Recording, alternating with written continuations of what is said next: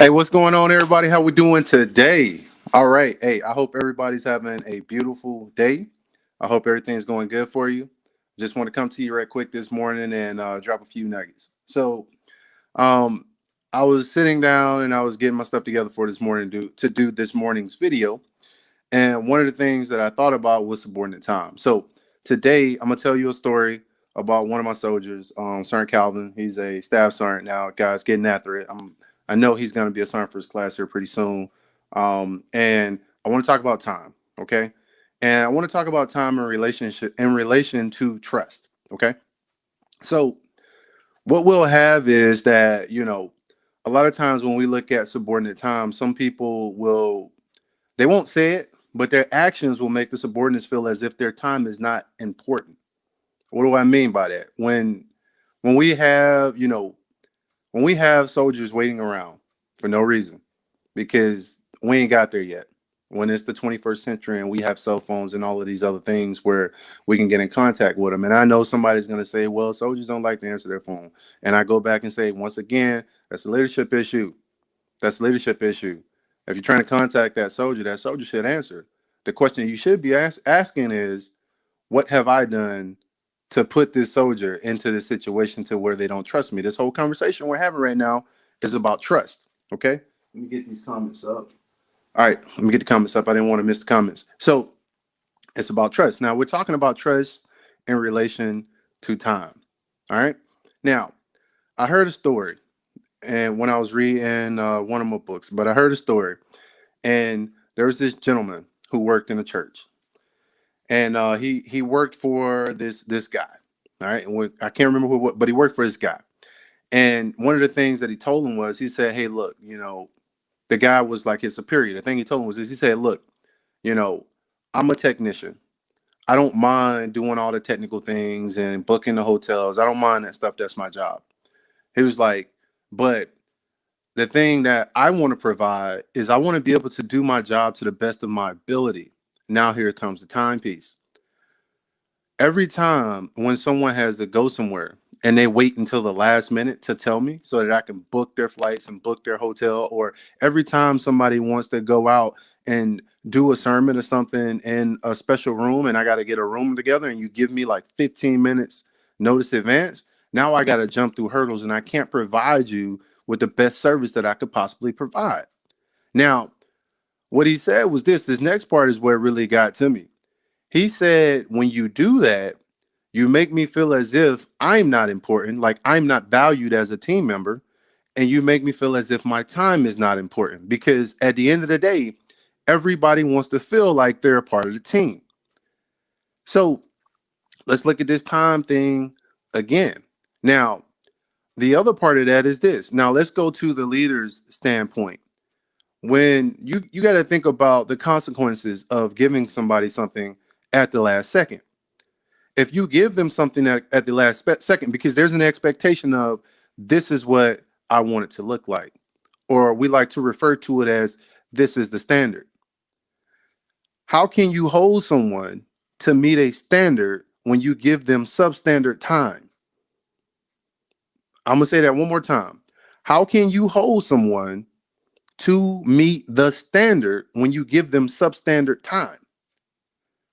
Now, we have time hacks and we have all of this stuff, and we've got all of these smart people that sat down and wrote regulations, and they did all of this math. All these whiz kid guys and gals, they did all of this math and said, hey, look, this is how long X should take.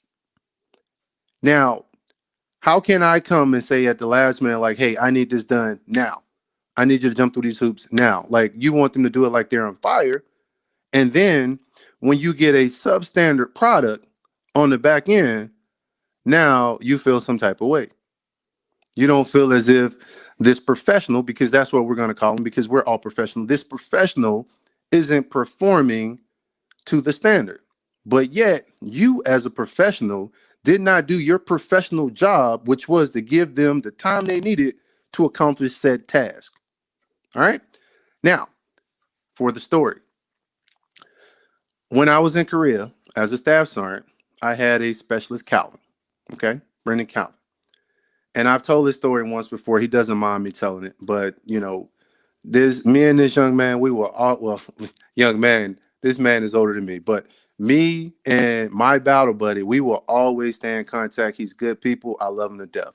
But he's a very cheerful person. He's the type of person that can walk into a room and his smile will light the room up.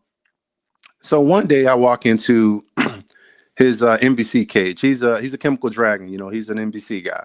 I walk into the NBC cage, and there was just something that wasn't right. You know, he didn't look like himself. Like I've never seen him, not smiling or having something positive to say. He just looked like he was down.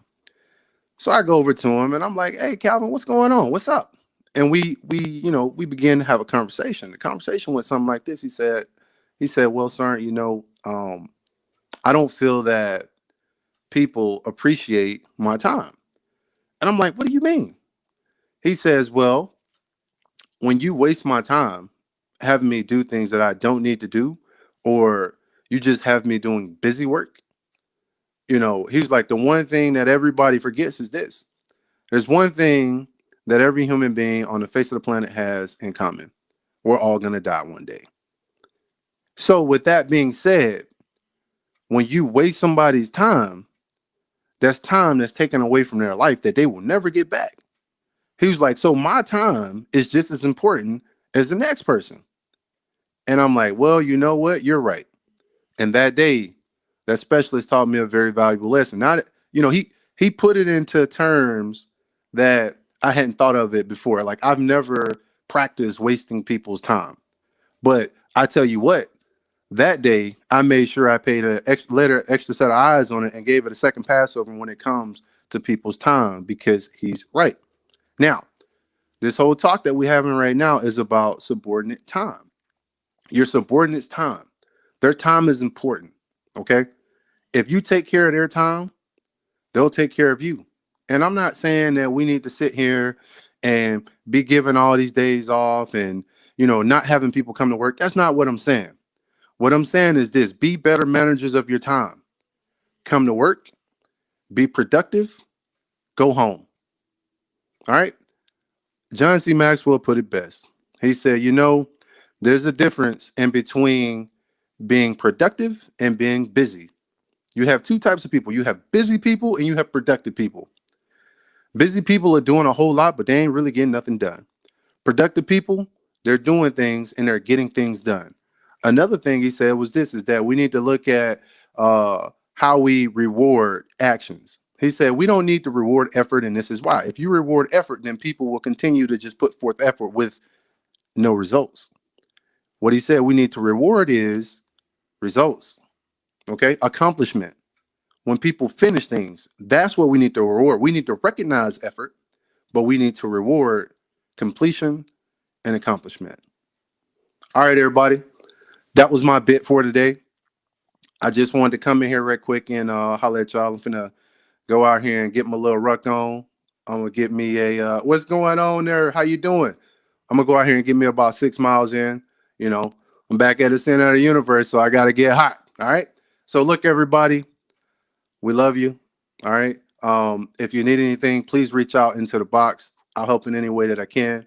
Um, I'm glad to be back on the East Coast, back at the center of the universe doing what we do. So everybody be blessed. And as always,